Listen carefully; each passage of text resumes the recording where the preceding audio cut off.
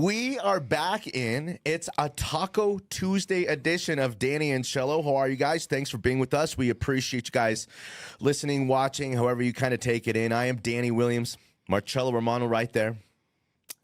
I'm doing good, Danny. Were you going to ask? How are you doing? I'm doing good. I like the Broncos attire today. Thank you, sir.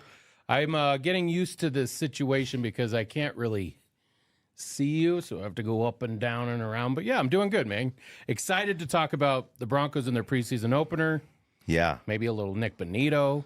Totally. Maybe some other things sprinkled in. We got Chavi producing the product. We have a great show planned. We're trying to stack these shows, these great shows, on top of each other. Like Sean Payton says, these good practices, these preseason opportunities. You're a young team. The Broncos are a very young team, and that's kind of what that's the goal. Is just get better every single day, and you can do that as a young team. As a veteran team, man, it's like trying to maintain, trying to stay on top. Dan Reeves said, in the NFL, you never stay the same. You're getting better or you're getting worse. So we could talk about the Broncos in the preseason game. You have some thoughts on preseason game number 1. I have some thoughts, but the theme of the show today is going to be built around Nik Bonitto, okay? So Nik Bonitto is in the middle of a contract negotiation. He's negotiating what, he believes, I think, is Max Crosby type of $35 million per is the base for him.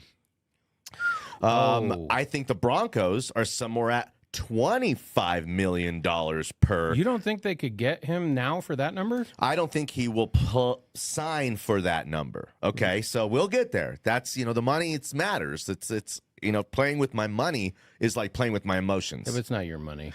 Well, again, we're a Broncos family, so a little bit of it is. So, okay, here's my thoughts. So Nik Bonitto just dropped here in the NFL's top 100, the unveiling of the top 100. Nik Bonitto's at 38. He goes from not at all in the top 100, not at all, to 38. So my question is, and I'm chewing on it, okay? It's an honor to be 38. That's big time, man. That's rare air. And I want to go through the guys who, 39, 40, 41, 42. Let's see who the kind of the class and the tier of guys that he's in. Is Nik Bonitto the 38th best football player on planet Earth? Well, I mean, these are voted on by the players. I believe that's how they get the top 100. So after going silent last year, not even a twinkle in anyone's eye, really, because his rookie year was his rookie year. I think 23 had 8 sacks, but then to burst onto the scene like he did last year with the 13.5 sacks, couple pick sixes. Interesting what you're saying here. There were times where, and we do shows around Denver sports, whether it's on the radio or here, that we were having more discussions about Nik Bonitto as a potential defensive player of the year candidate. Yeah. At certain points of last season than we were even about Patrick Surtain. Pat Surtain. Yeah, but that's because we acknowledge the greatness of Surtain that you overlook it. It's like Jokic. It's like it's just there doing his thing. I'm not saying it was like because he was that much better. And what Pat Surtain does is basically just eliminate a third of the field. Yeah. I mean, he's not going to get a ton of opportunities like Bonitto got last year. So it'll be interesting to see how teams kind of scheme or trying to eliminate Nik Bonitto and his talent. But I don't think being rated number 38, I think, is an honor for him. I don't think you could go much higher than that because you're going to have to prove it, in my opinion, more than one season. And you can't just do it all in one season. Yeah. And I don't think you can go much lower. I think he's probably properly rated right around that, I'd say 35 to 38 range, and he comes in at number 38. Where do you have it? I think I projected him in around 50, okay, because I just thought that a little bit like a MLB player who has the great season, the All-Star, a caliber season, you get the All-Star nod the next year. You kind of got to follow it up. Sometimes a guy gets in there and gets a little bit early. Patrick Surtain's been fast-forwarded a little bit to like this level of greatness that comes with clout, comes with being on the right team, comes with certain charisma's got that look. But Jordan Brand, the ceiling is the roof. Remember Jordan said that? No one knew what it meant, but it sounded cool. So Bonitto, here's the deal, is Nik Bonitto, and I said the number has got to be, so you're for saying him, overrated. Max Crosby-esque. No, I'm talking about, hold on, before we get to the contract, you said you'd have him at 50, so you're saying he's overrated. That's tough, man. You're putting me in a tough spot here. I wouldn't throw the overrated cheer out there. I wouldn't come strong with that he's overrated. but he went from a non-factor as a rookie to an 8-sack specialist, where we weren't sure if it was going to be him or Baron Browning, but we like them both. Who's going to be the guy? Yeah. And then Bonitto last year is a 13.5 sack guy. So the truth is, for me, I'm not certain that he's a superstar yet. I'm not for sure certain that Nik Bonitto is a superstar yet. Okay. So you're fine with holding off on paying him. I would make him play one more year. And do you know what? I got a benchmark here, okay? And we're going to use this one here for the promo, I think. The bye is week 12 Sure. for the Broncos. The bye is week 12. If Bonitto has double-digit sacks by week 12 and is solidified, bona fide defensive player of the year candidate like he's playing his way into, bye week, let's announce that new huge deal, and it'll prove to me and everybody that this guy maybe is the next Max Crosby if he's going to get 90 cents on the dollar of Max Crosby money. Well, that doesn't fit with your logic. I've done shows with you for years. Well, don't act like you know everything about me. And you just said playing with my money is like playing with my emotions. Okay. So you're willing to let him say he blasts off. Like maybe that's just what we saw the other night in San Francisco. Through 12 weeks. Through 11 games. Would be 11 games. Week 12 would be the bye, right? So there you go. Okay. Do you know how much more money you're spending? Like right now, but I think a real lot quick. of people would say, you have it up there. I think you're steep on what you think he would sign for or has to get to sign right now, where it's like, and we've seen this play out in Bronco history before. Yeah. You remember Malik Jackson, right? I do remember Malik Jackson. Could have had him at a lot cheaper of a deal. Yeah. They didn't. They ended up paying Derek Wolfe, I think, kind of on like a hometown discount, and then Malik Jackson walked. Yep. And Wolf was playing great, and then Wolf wanted Malik Jackson money and was pissed. But you just, man, I got lost in the train of thought here. That was great stuff. Okay, you're right. But I'm paying more, but I'm more certain and sure that Bonitto is a star, can stop the run, okay, and isn't somewhere in between the 8-sack guy and the 13.5 sack guy. Because if Bonitto goes for 9.5 or 10 sacks this year, people are going to be like, well, what happened to like the 14, 15 sacks? What happened to the Crosby, J.J. Watt? This guy's the next, Von Miller type of stuff. I will say this, something to think about. The Broncos didn't win any Super Bowls with Champ Bailey being the best corner in the league. No, they won with a Von Miller type of wrecker who was so unique, special. It was bookended with DeMarcus Ware. Well, of course, don't get me wrong, but I'm saying to have a special player like what Nik Bonitto all has a this chance. stuff, then why wouldn't you just pay him? Because now? I'm not sure yet, Cello. I'm not so sure yet about. It's not a slam dunk that Bonitto's a superstar. He looked damn good in the preseason game. Has a sack. He had a couple pressures. I mean, like if there's people are angry about the preseason game, if there's a few things you can hang your hat on besides Stidham. I know you're making all the points that we should pay him. Well, listen, I will, and I will do it in week 12. Or if he wants the $25 million per times 4 years, it's even less like the Chiefs guy just got in his same draft class. Unique name. I should know it. Edit it in later. Karlaftis? Yeah, Karlaftis. There you go. There you go. You're a Karlaftis. See, that's why I'm here. You're acting like a Karlaftis. He just signed a deal that was about $25 million per times 4 years. Okay, essentially, do it now with half of it being guaranteed. He won't take that, Cello. He wants closer to the 35. Or somewhere in between. I think there's got to be a little bit of a reality with it, right? Like, okay, but you can wish in one hand, okay, and then poo in the other, and see which fills up first. Well, again, it's just I think the standoff. I think the Broncos are probably at that $25 million Karlaftis still, and he's somewhere thinking, hey, I'm 26 years old. Okay, I'm a young superstar. He's got that look, like Crosby's got that look. Crosby's got that look. Yeah, Max Crosby looks like a Raider. It's like, I want to hate him. I hate him, so but he's kind of cool too. You don't think that look fits Bonitto? I think it does. I think he does have some of that stuff. But there's a lot of people out there who never heard Bonitto talk before. Broncos fans, like into a microphone, they don't know what he sounds like. You know what I mean? It's like, does that matter? Yeah, it does a little bit. It's like a new kind of star. Von Miller was saying all the right things. Von Miller's sweeping me off my feet, man. He said all the funny stuff, know? You right? Well, you don't put unleaded in what? In a Ferrari. You don't put unleaded in a Ferrari. No. Hell no. You don't put that. He's taking care of his body. So I like Bonitto, okay? And you say, Nito, check your libido and roll to the church in your new tuxedo. You remember that one? That's old school. You don't know that? Good. That's good, though. Yeah, that's an old school one. But you're saying pay Nik Bonitto what right now? If the range is $35 million to $25 million, 25 to 35, where? 25. He's not going to play for that. Well, then fine. That's on the table. Well, then fine. The Broncos have that served up on a silver platter for him like this. How do you know that? Because I think that's the Karlaftis. He just signed for that deal. He's in Bonitto's same draft class. Okay, and they're slightly different players, but the value on the guys is pretty close to the same. So, that's a standard. That's if Bonitto should take $1 more than that guy. If that's the case, the Broncos got to win. But you're there. putting him up there with, you said what he would be asking for. Yeah, would be Crosby. Did you say Watt? Well, Crosby's 35. Watt and Myles Garrett are closer to like 40. Yeah, that's a bit much. Listen, that's what I'm saying, of course. But that's what he's saying. He's saying I had more. Bonitto saying I had more sacks than J.J. Watt did, or T.J. Watt did last year. He's saying again, my age, my accomplishment. I'm a defensive player of the year.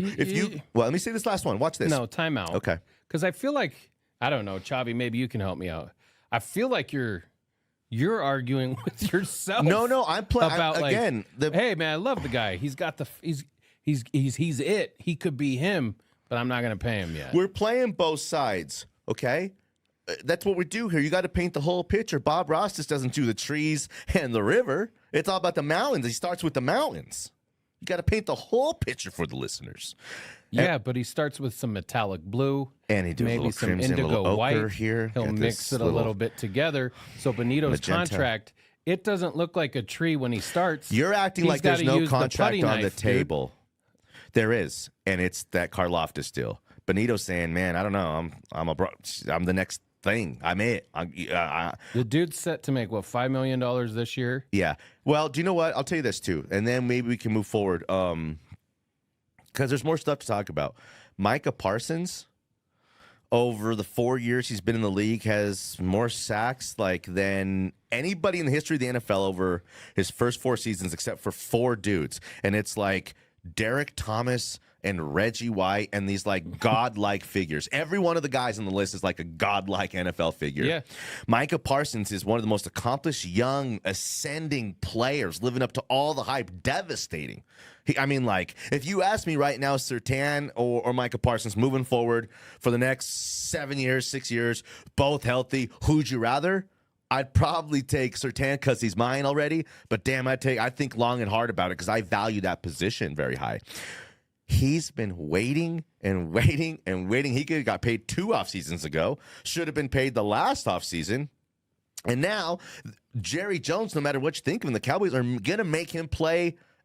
This season starts in weeks, probably on this contract, unless he wants to take whatever the Cowboys want to give him, which is still historic money. And I don't know the rub there with the breaking point is, but listen, Micah Parsons has he's shattering records. He's going to the Hall of Fame. So then what's the point then? The point is that Bonitto ain't no Micah Parsons. Yeah, and the Broncos ain't no Jerry Jones led Dallas Cowboys organization either. What I'm saying is Micah Parsons, Cello, is still waiting, and he's a lot more accomplished than Nik Bonitto. They've proven this offseason that if you earn it, they'll do right by you. And I think that there was some sort of a handshake agreement between the Denver Broncos and Courtland Sutton last year. Totally, 100%. Because you remember when Russell left, it was like somebody just kicked his dog, dude. Like he was putting out memes that he was saying goodbye to Broncos country, basically. Credit Sean Payton for turning his mindset around. But the dude went out and played well last year, and they rewarded him for it. Zach Allen, same type of deal. I mean, they didn't have to do that then. If you had your choice of who you would have paid first, it's according to plan. It all went exactly you according to my plan. You would have done it the same way. To a because T. if you're saying that they can't get to the number for Nik Bonitto, well, maybe then that should have been priority 1. Well, no, not at all. He's at the end of the list. He's actually, I would make him. My plan on paying him the bye week, I thought was a great plan because it takes care of kind of everybody. He's got to prove it a little bit more if he wants that big dollars. And again, it's worth the Broncos paying $3 or $4 million more per for the 3 years in order to assure themselves and us that this guy is the superstar that you're going to pay him like. I just think we're off on the sense that you think he's already been. Somebody put some on paper and said, Totally. Well, you look at the Karlaftis deal's on paper. It's done.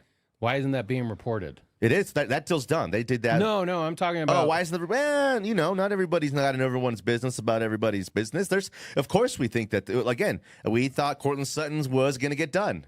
He did. Well, Zach Allen said Zach it last Allen week. is. And Sean Payton even said, I love that my players aren't, they're here taking working this out Yeah. into the public. And there's a few in the offseason that have. I think, was it John Franklin Myers was vocal about it. Nik Bonitto's kind of coy about it. But I don't really believe that it's been even thrown out there yet. That what? That contract offer. I think it has, especially after the Karlaftis deal. It just that's the value of between him and, again, like the Max Crosby, 35 mil, 25 and 35. Where do where does he? Again, I'll tell you this: if Nik Bonitto comes out, gives you 9 sacks. They're running right through him. He can't stop the run. And he's kind of looking like the specialist that we thought he was, who we thought he was, where he kind of was drafted to be. His money's going to take a hit. I think his money's going to take a hit. If the organization believes in him, and we don't have any evidence that they don't. I mean, they put it out today when he was unveiled as number 38. That what? They put out like a social post saying, hey, Bonitto's number 38. Like, they're proud of this guy. Of course. If it's about that and they love the player, I mean, I have no problem. Why not go try 27, try 28 a year?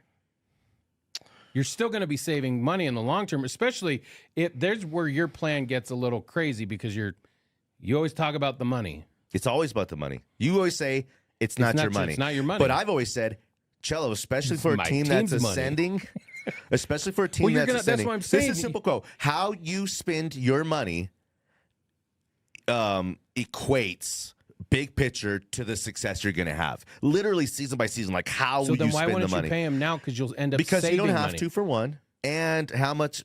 Because I'm not so sure. I just painted the picture for you. If he's a 9-sack, 8-sack guy who, what do you believe is more likely? And we have to eliminate any kind of injury thrown That's into tough. the equation. What do I think? Who do I think he is? Yeah, I think he's this player. then pay him. But I don't think he's better than this player. I don't think he's Micah Parsons, and I don't think he's T.J. Watt. That. And I don't think he's one of those guys, but I think he's the next best thing to those guys. You think he's 13 and a half sacks more often than not? I do. I think that's the base. Then pay that man. I think that's the base. Pay that man his money. Okay. Move on. A little bit of like the wrap up to, and then like looking forward to the Cardinals wrap up of preseason game number 1. I'll give you a quick take. And I know I heard a little bit of what you said about you're just disappointed first team offense. A little bit. Was that what you kind of put it? Yeah. I would say that a nice ball to Sutton, didn't hook up. We make one big play in the middle of the field. We feel different. Harvey looked dangerous and looked like, damn, just pop one. Like he had the ability to pop That's right. one. Ice. Okay, man. right? I am dangerous. Yes. So I'm thinking that, for one, they're going to be a lot better against the Cardinals. Like the first team offense is going to go out there and ball out. For point of reference, yeah. You may have heard me on Sunday morning when I was talking about this, but today's Tuesday. How did you feel Saturday? Listen, Aaron, if you didn't watch the game, you'd be like, dang, they went out and performed 30-9. Like that wasn't the case. Yeah. It was 9-3, like late into the second quarter. Yeah.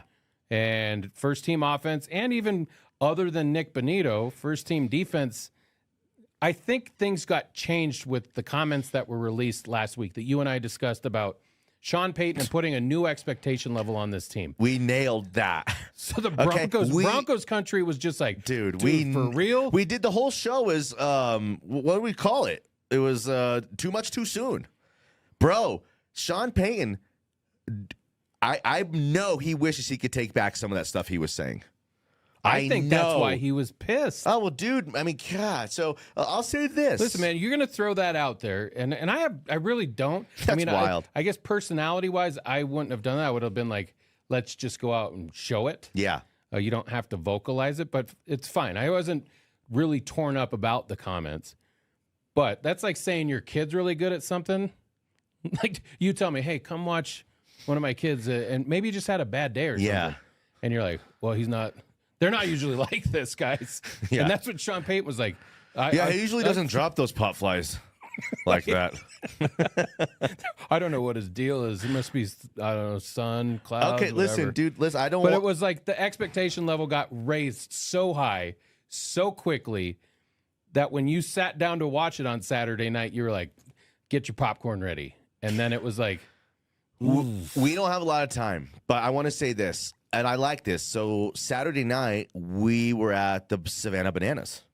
So, okay, so I'm watching the game on my phone, kind of catching up, checking in, trying to, but it's different when you can't hear it. Got it, whether you listen to Dave Logan or whether you're watching it on TV, right? Yeah. So all I heard, the aftermath, was how disappointing everybody was in the first team offense. So I had that expectation. But then after going back and rewatching the game, I just thought, well, yeah, I think they probably thought they're going to go in there against the Niners' second team and blow the doors off. They're probably feeling themselves. The 49ers, I think, are one of the 8-10 most talented teams in the NFL. Top to bottom depth, all things considered. How many departures they've had recently. But that's the special. That's what makes John Lynch and Kyle Shanahan so great. So again, it's not like they're going against dog water. Those guys are good. That's a good team in the 49ers. So let's show those guys a little bit of respect, okay? So my thought is just they're going to be a lot better against the Cardinals. I know the Broncos are going to look a lot better against the Cardinals. I fully believe like that it'll be a complete switch. Yeah. Like, and I 100% agree with you on that. Okay.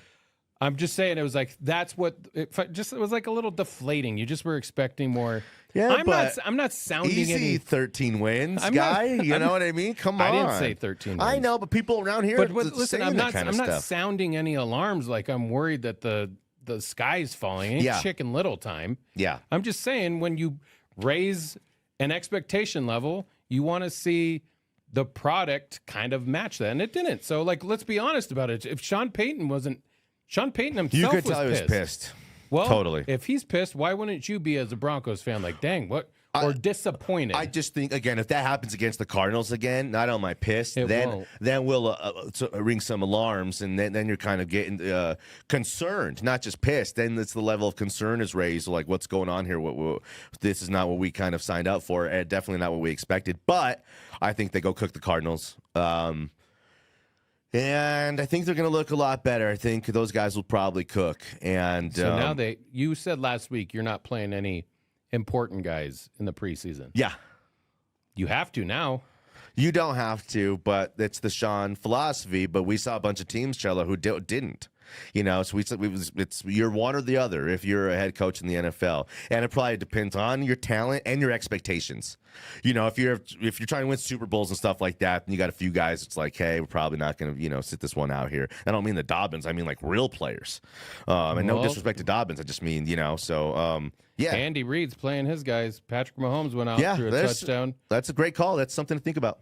Like, I mean, for guys like me, honestly. I mean, well, everyone, you said it. I mean. Different coaches. You said it, Henry. What am I, a clown? Like I amuse you? What do I make you laugh? Yeah, what is so funny about me? I would say that it's each coach has a different opinion on how they want to run their team. Yeah. Now, if I'm like, I was shocked at some of the people that didn't play. I think underrated, the news about Matt Stafford a little scary because I think that was probably the second best team in the NFC. Caleb Williams not playing? Under new guy Ben Johnson?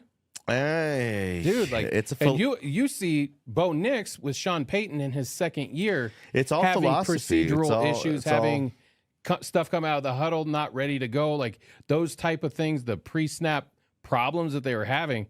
That's second year with a guy. That's why you play in the preseason. That's why you have to get some of these out. And you and I said it last week. These joint It practices, all you depends get who more and work what you out of it. are. Two young guys like that, maybe it does make more sense with Caleb Williams and Bo Let me Nix. ask you but real it quick, and definitely I don't doesn't make sense with Mahomes or Josh Allen or Lamar Jackson to me. Sean They said don't he need was, it. Sean said he was pissed off at 14 things that didn't even have to do with the game. You're asking what those 14 things are? You don't have to give me all 14, I don't have but the give me time. one. Just give me one. What do you think it was? The Broncos in the locker room, music a little too loud, guys feeling themselves a little bit, just acting like they've done something when you got to go out there against a 49ers team that thing. is just the 49ers competing for championships, like for real. They're in the midst of that right now. Broncos are acting like they did something and they haven't. Yeah, I probably agree with you. Well, I don't think it's a music thing.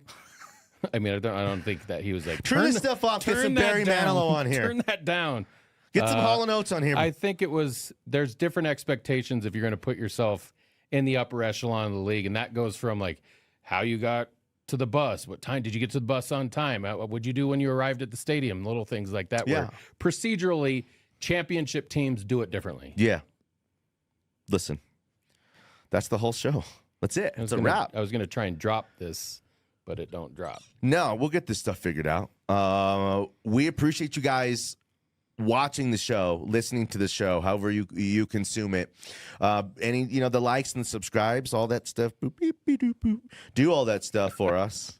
React to us, comments. We appreciate that. Some of you guys are doing that. That's awesome. For Marcello Romano, for our guy Chavi back there, he does a great job for us. This thing's evolving. We're getting this thing figured out. We're enjoying it. We're trying to do a really good job for you guys. I am Danny Williams. We appreciate you guys, and we love you guys. Good night, Sheila. Yeah, whatever, Alan. Go inside.